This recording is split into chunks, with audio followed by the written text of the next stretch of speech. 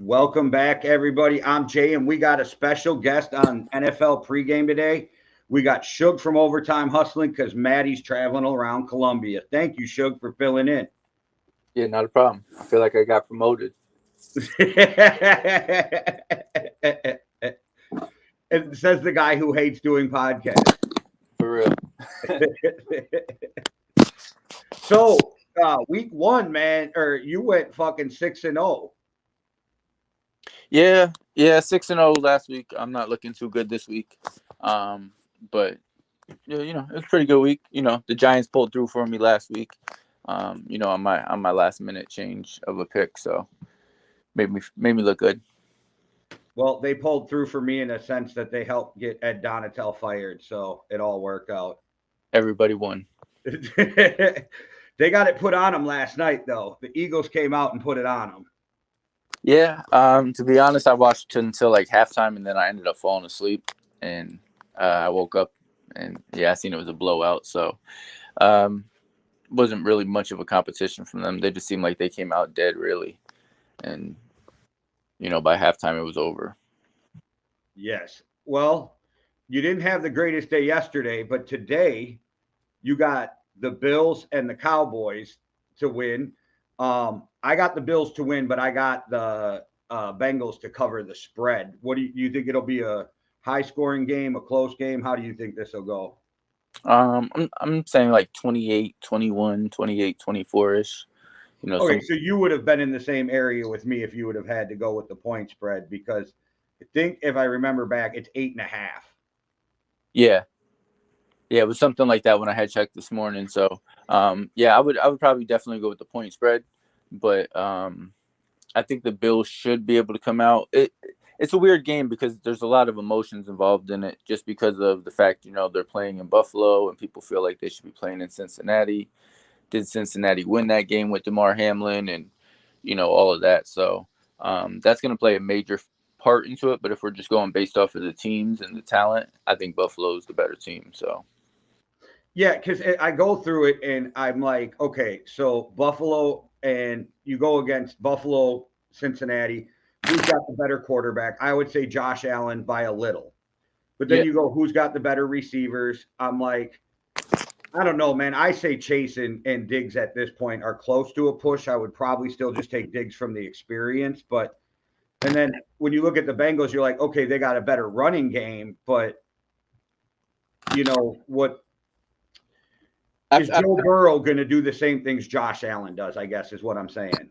yeah, I feel like it comes down to the defense and who's going to get that extra stop this game. So I see the Bills having a better defense than the Bengals, and also special teams. I feel like may play a big role in this game too. And the Bills have definitely a more explosive special teams. So maybe a punt return goes back or a kick return, something like that. But it's going to be something like that that decides the game. I feel like it's going to be a close game throughout. Yeah, and people just better not kick to Najee or Hines because we watched him run two back. I did see that there's reports that DeMar might be on the sideline with the Bills. I think that would be a big boost to the Bills also.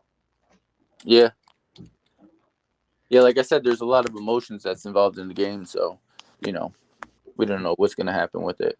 And the Bengals. I know some of them players probably feel a certain way, so they're going to come out with a chip on the shoulder anyway. Yeah, it's going to be an interesting game because they're two really good teams, and like you've pointed out, there's a lot of emotion, there's a lot of hard feelings on the Bengals side just from the way the NFL handled it. Nothing to do with DeMar or the Bills, but the way the NFL handled it. There's a lot of hard feelings and some pissed off players and coaches. Oh yeah, yeah, definitely. So, um, it should be a good game though, and I feel like personally, I feel like whoever wins that game is going to be who represents in the AFC.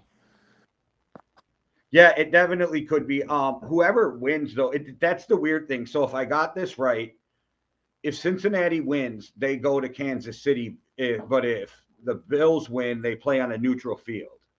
Yeah, I believe that's how it goes. That's fucking weird. And this whole thing is weird.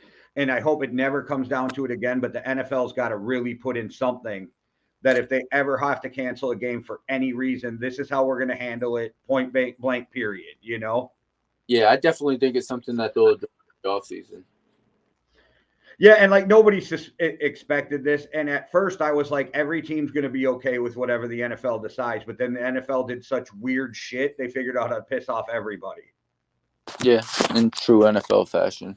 Yeah, I was just like, if they would have just went with the percentage, like they said they would during COVID, if that happened, everybody would have been like, okay. But they went with the percentage, and then this weird. But if this team wins, we're going to play here, and if this team wins, we're going to play there, and did they say Atlanta? I think that's where they said if the game will be in Atlanta if it's on a neutral field.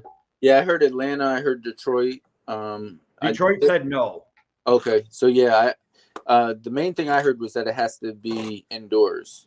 You know that the weather can't play a factor. So I think that's fucking stupid because they're both outdoor cold weather teams. Also, I get why Atlanta because it's a major like airport hub, but that's really far if any of the fans from either team want to drive.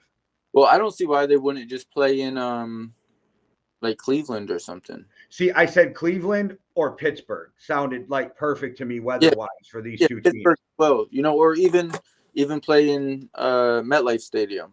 See, Maddie and I talked about that. As long as they didn't have anything going on, like when we talked about it, there was still a chance where the Giants could have been the 6th seed, I think, so they could have had a chance. But the Giants had no shot at a home game by the time the playoffs started, so that seemed like a perfect place too because it's pretty close to both places. Yeah, you know, like all of them are kind of central locations to both places, or you know, like not that far of a travel where Atlanta is, and you know they're both cold weather outdoor teams, so it's not really an advantage to either team. You know, the most you could say is that maybe if they played in MetLife Stadium, the Bills would have an advantage being there in the same state, but you The know, one place I wanted to see it, and this is like purely selfish, but we don't have we have an international airport, but it's not big enough and it doesn't run enough flights. But I thought, how great would it be to play that AFC Championship game in like historic Lambeau Field?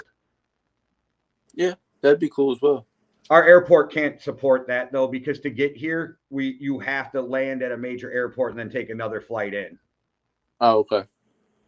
Like we don't have many direct flights, and the only reason it's an international airport is because once a month a flight from Canada comes in. Oh, okay.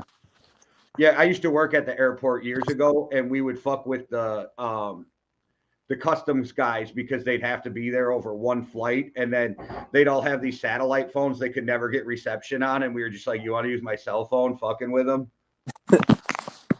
Hey, Baltimore's not a bad idea too because that's close to the type of weather both cities would have. Yeah, that's true, and it's also not a travel either.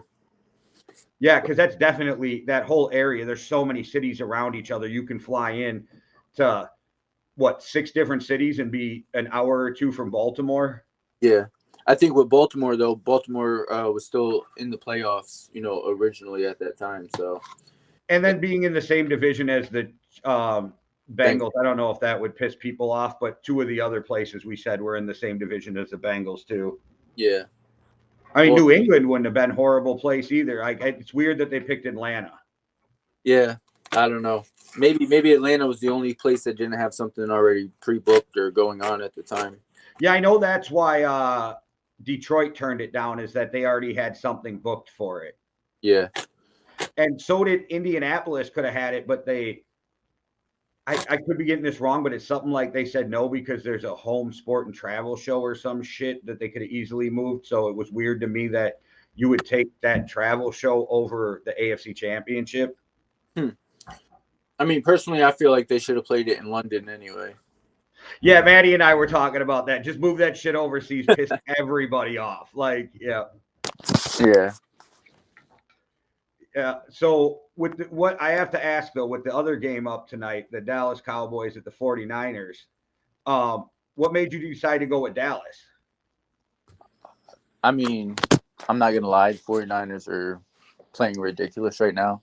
So part of it was just because I like the Cowboys more than the Niners. And then, you know, I feel like Dallas, if they get hot, they can compete with the 49ers. And I feel like they're going to come out hot today because they didn't come out very hot last game. So I think it's going to be another close game, probably around the same range, maybe like 35-28 final score. But I think Dallas edges it out. I think Brock Purdy finally plays like, his draft pick value. See, I was really going back and forth because I could see either team winning this game. So what it came down to me is I was like, which coach do I trust more? So I went with Shanahan. Yeah. Well, and I'm also Maddie today, so I gotta root for my home team. You're our East Coast Brit today. Cheerio. All right, but before we finish this up and do some other football talk, I'm going to get a quick word from your boy Freezes over at Overtime Hustling. What's good? It's your homie, Freezes Christ. Y'all know the deal. Make sure y'all head on over to overtimehustling.com where you can catch all the latest merch, all the newest mags, all the media, everything, know what I mean? And you can also find me on Winging It with the homies Keith G, King Dale, and Payne Gusto. And you can catch me on Turf Tales with the homie SK. And if you got nothing to do on Sundays, even if you do got something to do, make sure you tap in the Overtime Reactions hosted by the homie Cuzzo. And I cannot forget the homie Jay over there at the Yankee and the Brit channel. So make sure y'all go over there and check them out. And hey, check me out, your boy Freezes, on that Real Talk with Jay. It was a hell of an interview, yo. Gotta do it again. I keep saying it because I mean it. We gotta do it again. I had a great motherfucking time. But anyway, you know who it is. Freezes H, OTH, Yankee and the Brit, Winging It, Turf Tales, Overtime Reactions, Chronicles Podcast. You know the drill, Cush's Corner. It's a motherfucking movement. So move with it. Or move out the motherfucking way. Simple and plain. Overtime hustling, we hustling overtime. So shout out Freezes, shout out Overtime Hustling. Take your ass over there, subscribe and like. Go over to the website, overtimehustling.com. Cop some music, merch, all that shit, and they can show you better than I can tell you. So go check that out at overtimehustling.com. Sugar. I have to ask, is that a fire alarm going off in that commercial? Oh, that's Freezes gonna burn to death because he didn't switch his battery on his smoke detector. Okay. See, I've never heard it before. I've heard you reference it before, but I never actually heard it go off until today. So. Oh yeah, my dog runs and hides every time I play that commercial. Oh, okay. So, the Jags yesterday, man, I thought they had a real shot at winning it. I saw a lot of great things from Trevor Lawrence. Yes, he has some growth because we saw some of the decisions at the end of the game, first playoff game. What did you think about the Jags' performance? Just sticking on Trevor Lawrence, I feel like he had some very nice passes in the first half. That first touchdown pass, I don't think he could have thrown it better. I think he played well, and I think they had a real shot like up to probably midway third quarter, closer to the end of the third quarter, and then it was kind of just you knew the Chiefs were going to win it at that point. Also with Mahomes getting injured at one point, that could have flipped the game very well too if he would come back. So. Yeah, I thought it was a perfect storm for the Jags to get the upset. I also wonder, being that it's an ankle and it seems like it was his groin too when he went down, how that's going to affect Mahomes going into the AFC Championship game. So let me ask you this: if you're Andy Reid and Patrick Mahomes goes out, and I forgot the backup name, Chad Henne. Chad Henne comes in, he takes you 98 yards down the field. You have the lead. You're going into halftime. Do you play Patrick Mahomes, knowing that if you win, you have another playoff game against potentially the Bills or the Bengals the following week, or do you just ride out with Chad Henne until like Mahomes is absolutely needed that game if needed? If it's just his ankle, like they're saying, then I throw him back in because you got to win or you go. And I even said to my wife yesterday after he got hurt is Mahomes at 60% is better than Chad Henne at 100%. Yeah, but my thing is I want Mahomes for that next week if we win. So if we have the lead and Henne just said, okay, I can go down here. Now, if it's tied up or whatever, I might be putting Pat back in the game. But if we got the lead, we're about to get the ball, I'm telling them, okay, cool. We're coming back from halftime. We're running. If we need to pass, we're passing. But, like, let's run this clock out, get out of here, get Patrick healthy, and win next week too. Now, if I remember correctly, after halftime when Patrick Mahomes came back in, they got 1 first down and then punted. So it wouldn't have been the worst idea what you're saying. Well, yeah, so that, and then also if you remember on that drive, he got hit in the ankle, I think 2 times, and he jumped up and he was hobbling. He was hopping over to the sideline. And then even on that next drive when he threw a touchdown, he ended up tweaking his ankle again on that play when he jumped. So, you know, do you really want to risk it with him clearly out there playing injured? I guess I get the argument both ways, because you got to be worried that if you don't win that game, there is no tomorrow. Yeah. But then you want the best Patrick Mahomes you can have. The only thing they got going for him is if they can figure out how to win the AFC Championship game, they got 2 weeks before the Super Bowl. Yeah, that's true. That's true. It's a rough player and a rough time to get an injury for the Chiefs. Yeah. I'm just saying going into Buffalo with Chad Henne as your starter, because Mahomes, or not even Buffalo, just going into Buffalo or Cincinnati, or playing against them, because Chad Henne's your starter because Mahomes got injured against the Jags. You know what I'm saying? Like, I would much rather have Chad Henne just try to get us to a win against the Jags than Mahomes get injured. Yeah, and you could have started Henne and see how it went, and if you felt you needed to bring Mahomes back in midway through the third or the beginning of the fourth, you could have done that too. Yeah. But I mean, at this point, we're going off of something that's, you know, not going to happen because the game is over. Mahomes seems to be fine. From everything I've seen, he's going to play next week. So, and I get your point, because it wasn't even a playoff game, but I remember some years back, Brady's in New England. He tweaks his knee or something, and he limps off the field. They're up by like 21 points or something like that, 17. So they throw, I don't know if it was Hoyer or Jacoby Brissett in. They come in, throw an interception. Belichick benches the second string and throws Brady back in the game. Yeah. So you could do that. It popped in my mind, and I was like, I don't know if they actually need Mahomes right now. You know, like, and then after they punted and everything, I was really saying, well, you know, Chad Henne could have came out there and punted too. So, you know, what was the reason for him getting hit in the ankle on that drive or the following drive? So, you know, but like I said, it all worked out for him. And I think Mahomes he's probably going to be fine. He's going to play through it if he's fine or not anyway. So, yeah, it's kind of like what I said to Maddie yesterday about Jalen Hurts when he's like, I wonder how bad his shoulder's going to hurt. And I'm like, well, it's not going to hurt during the game. They have this thing called Toradol. Yeah. It's after the game he's going to be hurting. Yep. It's going to hurt much more if they lose. So, yes, this is true. Well, another question I had for you too is, so in the offseason, which for some teams already started, you think the Giants re-sign Danny Dimes since they didn't pick up his 5th-year option? I think they got to. I agree. You know, he realistically, he came out and did everything that he needed to do this year to get a contract, in my opinion. Yeah, and you have to, even if you have to overpay him, you have to overpay him because you didn't believe in him. You didn't give him his 5th-year option, which would have only been like $20 million. And in the scheme of quarterback contracts, that's fucking cheap right now. Mm-hmm. And now you're going to have to pay him more than what that 5th-year option would have been. Yeah, and on top of that, it's like, what are your options? What other quarterbacks are out there?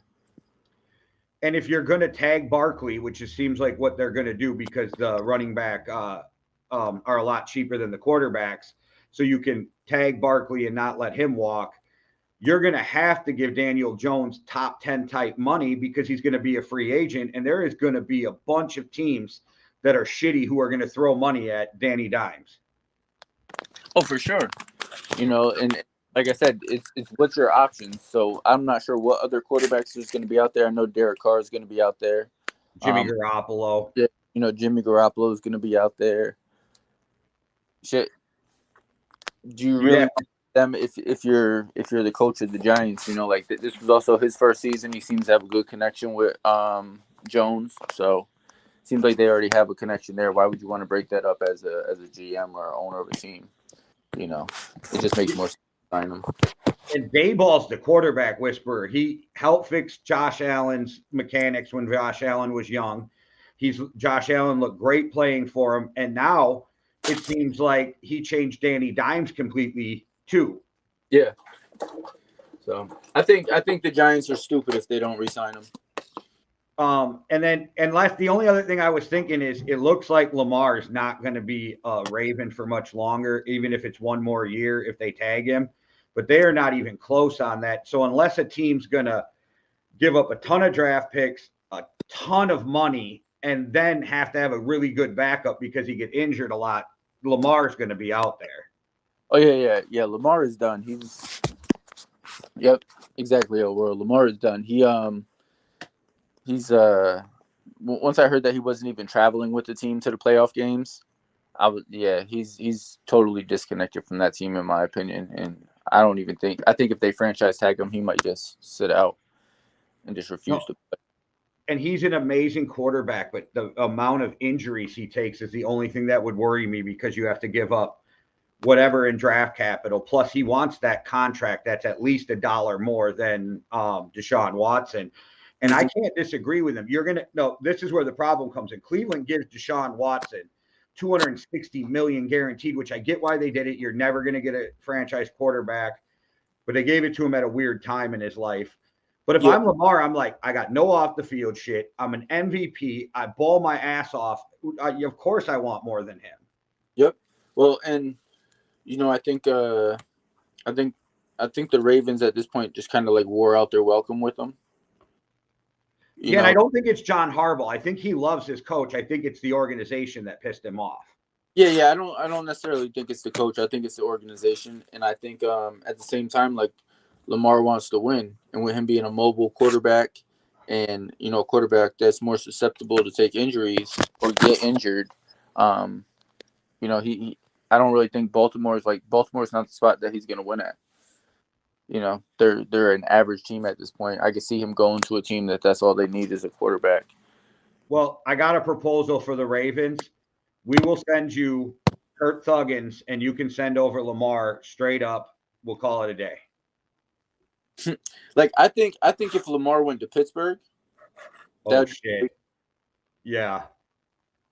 I mean, it would. He's going from Baltimore to Pittsburgh, so people would hate him. But I think Lamar in Pittsburgh would be a great fit. Yeah, it's interesting to see how this whole quarterback carousel is going to go because quarterbacks never used to leave their team, and now we see it a lot more in this NFL. And also this year, there's so many new quarterbacks. It seems like you got Brock Purdy, you got the guy for the Steelers, Pickens. Yeah, and then you got a lot of second-year guys too. Like, you know what I mean? There's a lot of young guys in the NFL, and at first it was weird to comprehend, but then it's like, well, these kids play 7-on-7 drills all year long now, you know what I mean? And they specialize in one sport. These quarterbacks have hundreds of thousands of throws now before they hit the NFL. Yeah. And it almost seems like every team at this point has a quarterback that the name of, like every quarterback's a household name. So, I mean, how many teams really would want to replace their quarterback at this point anyways? There's not that many teams that not if you want to go to a winner. I'm sure the Texans would be happy to take him, but he's not going to want to play for the Texans. Oh yeah, no, Lamar. I don't think Lamar would go to the Texans. Like I said, I think really, if Pittsburgh put an offer out there and made it right, that'd be the best fit for him. Pittsburgh, or you got Green Bay. Green Bay's looking for a quarterback probably. Maybe Tampa with Tom leaving. Yeah, that might. Yeah, Tampa and Pittsburgh might be the two spots. And with Pittsburgh probably not even looking for a quarterback, I think they're happy with their quarterback. What do you think about this? What about the Jets? Because they have to move on from Zach Wilson after the way they handled that. Nah, Lamar's from Broward. He doesn't want to come to New York. So. Well, I meant more for the team fit. You think he'd be good with the Jets, with all that young talent? I mean, I think he would, but I don't know. I still feel like Tampa would be a better fit. I never want to see this, but he'd be a monster in Detroit. Yeah, that's true. Put him indoors on that turf. He's already so fast. Well, then you also got Atlanta too. Oh yeah, I always like the teams that are so bad that you forget about them before the playoffs. Yeah, that's what I'm sitting here going through. You have Atlanta. You also have the Panthers. They're not so set at quarterback either. And they're in the mix for Sean Payton. So if you're Lamar, there's not a better coach to go to if he goes there. Yeah. Yeah. But then again, the Panthers. It goes back to winning, and the Panthers aren't really in a position to win. They got a really good defense. So, like, if you could keep Lamar standing, but that's always the problem with a lot of teams is there's not enough offensive linemen. Yeah, that's true. Yeah. So, what game are you? I know you're a Bills fan, but like, what game are you most excited about? Is it the Bills game, or is it to watch that crazy Dallas 49ers matchup? It's definitely the Bills game, but I'll probably enjoy watching the Cowboys game more. Just because like the outcome doesn't really I'm not going to be mad if the Cowboys. Yeah, I was going to say, do you get in your feelings over the games? Because like it takes me a couple hours to get out of my feelings over a Vikings game. I used to, but just being a Raiders fan, you kind of like grow out of that real quickly. That's fair. That's fair. It is easier to it gets easier with every loss during the year too. Like if you start out 0-4, by game 5, you don't even give a fuck at that point. Yeah, like that week 1 loss, that one hurts, and then by like week 3, you're still kind of mad. Week 5, you're like, yeah, whatever. It's just a regular Sunday. And then by week 12, you're mad if they win a game because you want that first overall pick. Yeah. At that point, yeah. So definitely. All right, Shug. Well, thank you so much for filling in for Maddie today. Like I said, we'll just run a short one. We're about a half hour. We're a half hour from kickoff, so we'll get up out of here. But thank you so much. Yeah, no problem. Anytime. All right, guys, make sure you go over Overtime Hustling. Hit that like and subscribe. They got great shows. You can catch me and Payne Gusto on the playlist. Turf Tales, Overtime Reactions with Cuzzo, Winging It, and I know they got other things coming, so go over there and check that out. One world, one love. Deuces. Cheerio.